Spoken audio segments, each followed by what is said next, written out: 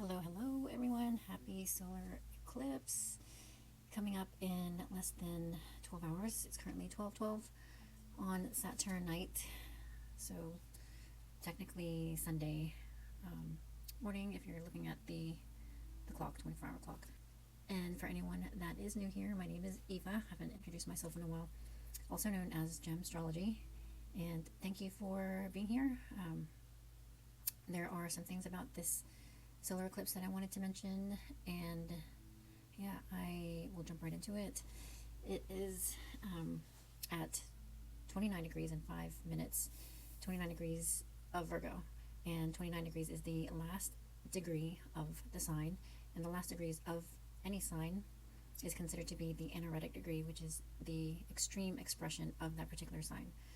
And so this is a very powerful and potent new moon.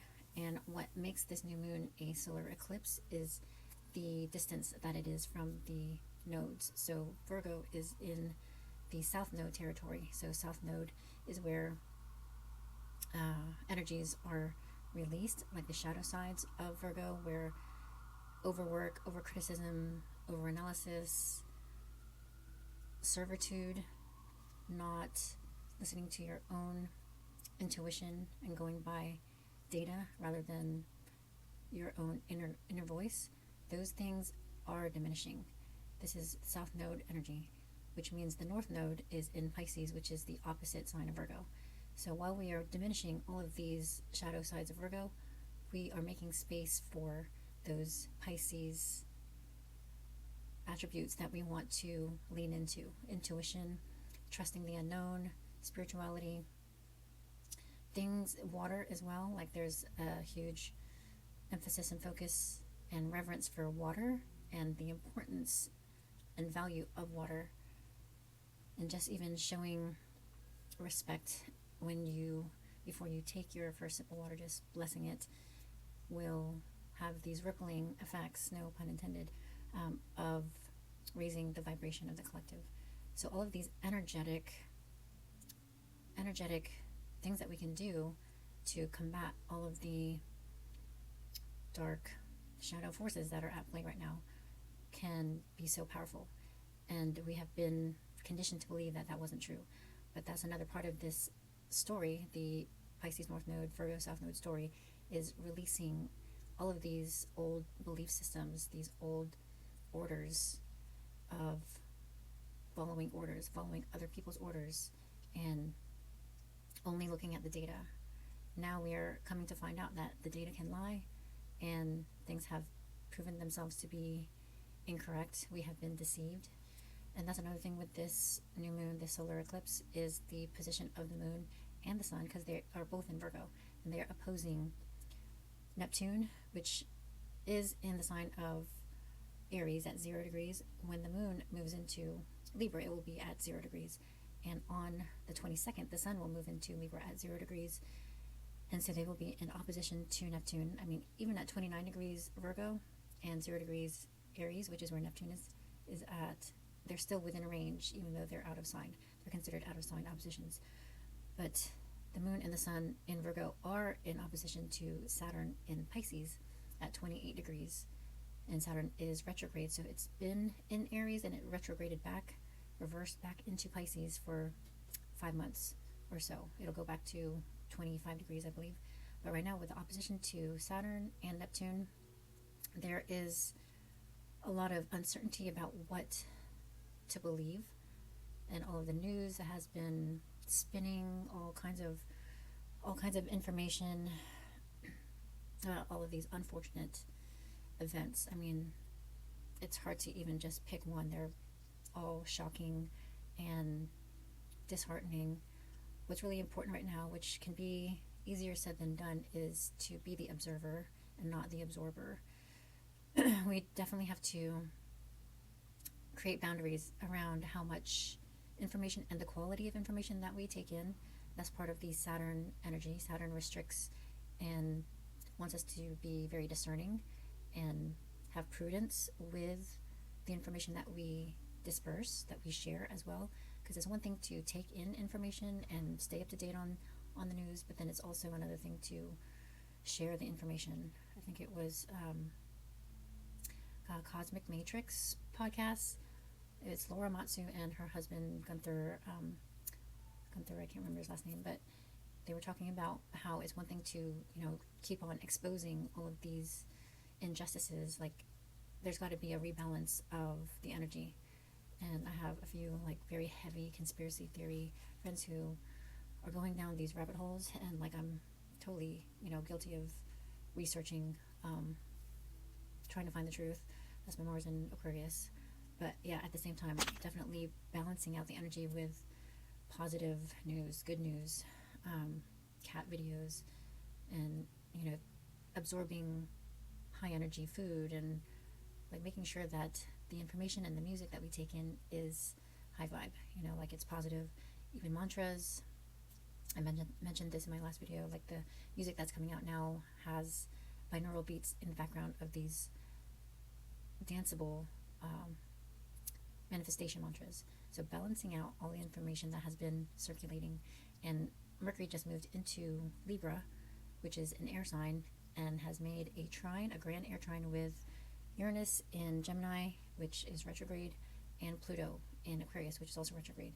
So this grand trine with Mercury in Libra, I called gales from the crypt, like wind, because air signs have to do with wind and communication. And with Pluto and Uranus in the mix, it's like gales from the crypt, where Pluto's represents the underworld and unsavory kind of realities. But Uranus, is meant to uproot and compost what is no longer serving us. And Uranus is also there to assist with that breakdown, with the dismantling of the lies, so that we can get to the truth, so that the soul can be liberated. And with Mercury in Libra, Mercury in Libra is in a mutual reception with Venus in Virgo. Venus is the ruler of Libra, and Mercury is the ruler of Virgo. So this is kind of like those two planets exchanging notes on one another's house. Like say Mercury or Virgo is an Airbnb, or whatever, VRBO, or whatever it might be, and Libra has her own VRBO, and they have traded spaces, and now they are on the same page as to how to operate in one another's house. And so there is that mutual reception. And with this new moon in Virgo, with Venus in that same territory in Virgo, which is where the South Node is. The South Node is where we gradually, or maybe not even gradually, but we eventually release, diminish, get rid of those shadow sides of Virgo. And that can be overwork, overanalysis, perfectionism, following someone else's orders, and not listening to your inner voice, your intuition. And as we get rid of these shadow sides of Virgo, we are making room and moving toward the Pisces North Node of following your intuition and connecting to spirituality and having that spiritual maturity in everything you do. And so less of the kind of impulsive,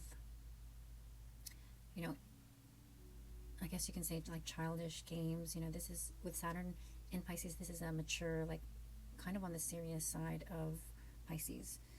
And we want to refrain from escaping through drugs, alcohol, whatever it might be. And there's also that caution of, watching out for anybody who has the tendency to spiral. This can be a very spiraling time where the only relief might feel like resorting to any kind of addiction. And addiction can come in a lot of different forms: substance abuse or overwork. That's, kind of like this integration part of the nodes of the South and North Node. So like learning how to take the time to rest and really listen to your body, and not just do it because, not just work because you've been doing it for years and years and years, and the stress and anxiety of, how am I going to pay my bills if I don't work? Like this is the lessons of the North Node in Pisces, South Node in Virgo, that we are learning to adjust to until July of next year, when the nodes move into Leo and Aquarius. For now, we have these energies in Virgo that are helping us see what is not helping us, what is not serving us, so that we can transmute and change them. So let's see, Venus is also in a square to Uranus in Gemini, which will also assist with breaking down any sort of stagnation, like any kind of relationships that have run its course. Like this is a time of major adjustment. Like Virgo, Pisces, Gemini, and Sagittarius are mutable signs, and these are signs that have a knack for seeing what else is possible and coming up with new options, new alternatives. And so this is a period of readjusting. So we're like finding ways to work around what has not been working. And so all of these things that have been coming up are coming up in our favor. It may not necessarily feel the most comfortable because change is never easy. I mean, it can be more comfortable for others, and like the fixed signs, Leo, Scorpio, Aquarius, and Taurus have a more difficult time with change. Like they want things to stay the same. There's a routine, and there's like a fixity to that energy. Cardinal signs, Libra, Capricorn, Aries, and Cancer are the initiators. They like want to make change. This is a time, like right now, Libra, the equinox is a cardinal season. That's when the harvest begins. Like this is the beginning of autumn, and things are starting to wind down, and like, yeah, that's a whole nother topic. But yeah, the cardinal signs, Libra, Capricorn, Aries, and Cancer, initiate change. And so this is a time of initiation, and with the moon and sun at 29 degrees Virgo, we are kind of rushing to make those changes, to clean up and make room to prepare for these big changes that are about to take place. So yeah, with Venus in Virgo, that is an energy of softening criticisms. It was also conjunct at the moon when Venus entered Virgo, which also was in a conjunction to Regulus, which is they call him the or her or it. It was in Leo for the longest time.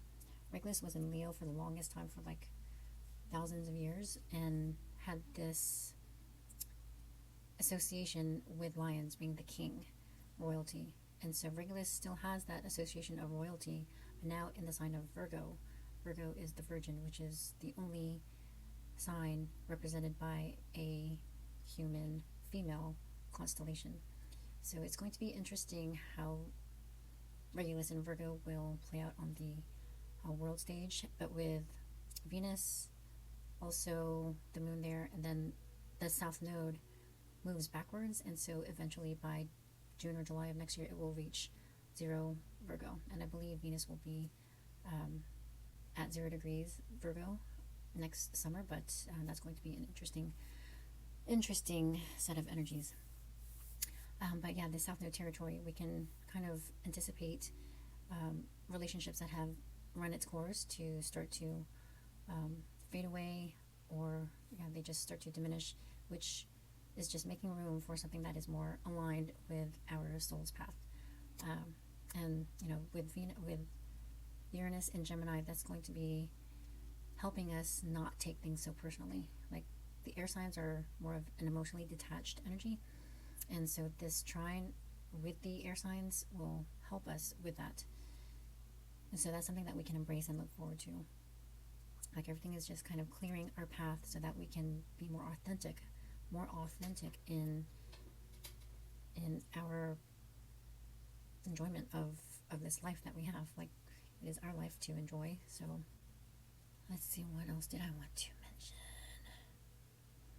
Yeah, this is the second new moon in a row in the sign of Virgo. The first one was on the 22nd of August at 0 degrees, which was like a very pure degree.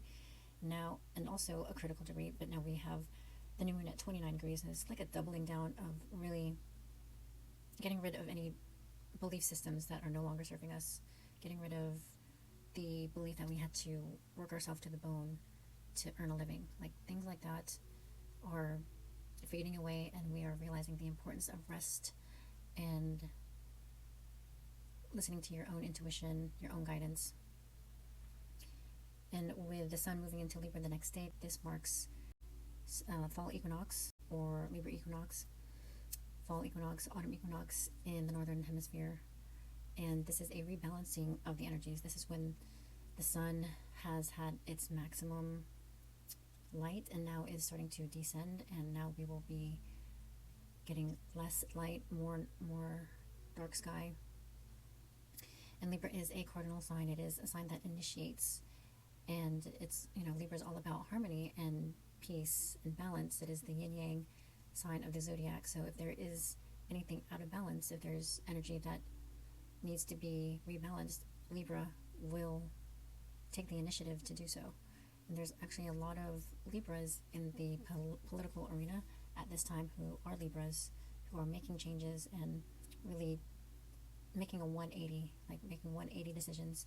We've lived through these times of, this order that we've been in, and it can be, on a macro level to micro level, like whatever beliefs that we have been steeped in, now will be the time where we will start to kind of see the truth and start to shift our perspective. And that's going to be represented by a lot of aspects to Mars in Scorpio, which will be a square. So there's a lot of aspects that represent this kind of rebalance.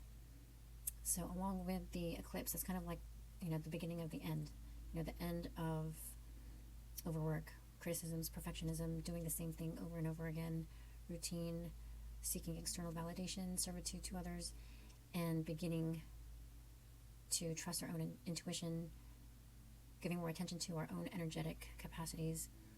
And it's kind of like this purifying, faded, critical reset. And this kind of extreme anaretic energy of 29 degrees Virgo begins that tipping point. So we're at that tipping point where the pendulum is beginning to swing the other way now. And Mars is also moving into Scorpio on the 22nd. And Mars is at home in Scorpio. Mars is very potent. It's the traditional ruler of Scorpio.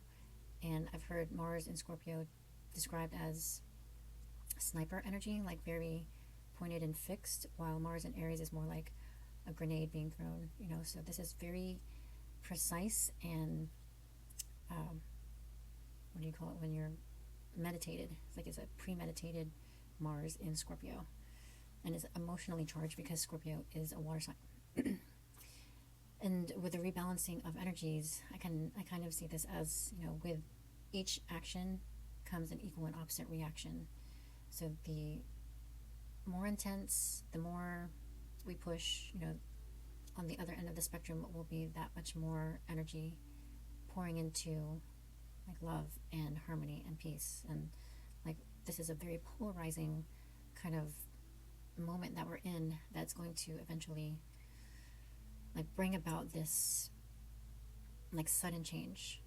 And with these energies that are building, we have Sun opposition to Neptune, so the Sun in Libra opposing Neptune in Aries, and so that can be another demonstration of disillusion and deception of, like the Sun can represent authorities or people in high positions of power, but things will be exposed, things will be there for us to see, like this kind of illusion.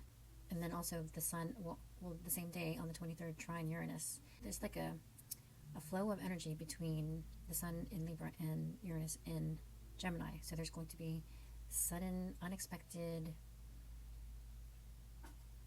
information or appearance, or like a new, fresh, shocking, unexpected solar figure coming to the scene, like taking position. And there's going to be, again, this grand air trine with the Sun, Pluto, and Uranus. So that's going to be interesting, with Mars in Scorpio squaring Pluto in Aquarius. So this kind of energy has been, like these are two malefics. Mars, Pluto is the higher octave of Mars. Like it's more of a destroyer. It uproots and destroys, and Mars attacks. These are definitely energies that we want to be aware of and take more caution around. Like be cautious around sharp objects, unpredictable people. If you have an instinct of not going somewhere to an event or whatever it might be, it would be in your best interest to follow your intuition and, find an alternative route or something a little more low-key around the 23rd, building up to the 24th. So that will be, Mars and square Pluto at 1 degree. And so this is a tipping point. This is like the, culmination of things that have been building. And in our own personal lives, this could be something that is coming to a head that we have been avoiding. And with Mars and Scorpio, it can be very, like digging deep and getting down to the nitty gritty. So these are all meant to help us become more authentic in the path that we are heading down. Like we are claiming and carving out the path for our soul so that it can be liberated, so that we can co-create this heaven on earth, because that is the direction that we're going in. We are just being reshuffled into the correct spaces that will help us evolve upward. Like this will be an evolutionary process. I mean, it's always an evolutionary process, and these are times that is calling for some grit and grace. So hopefully that helps, and hopefully that makes sense. It's just really important to stay centered, stay grounded, stay hydrated. There's a lot coming down the pipeline. I mean, it's only September, almost October, and the next couple of years have a lot in store. A lot of exciting things, a lot of changes, but our soul decided to volunteer to come here during this time, believe it or not. So if you're curious how these energies are affecting your personal chart, then definitely hit me up, and I would love to explore these energies with you, because it's so important to be aware of what your cosmic blueprint, your cosmic signature says, so that you can be validated in the intuitive gifts that you came here to share with the world. So hopefully that makes sense, and I do look forward to hearing from you. Be safe, stay in your joy, stay hydrated, and thanks for sticking around. Hope to see you on the next one. Take all the best care.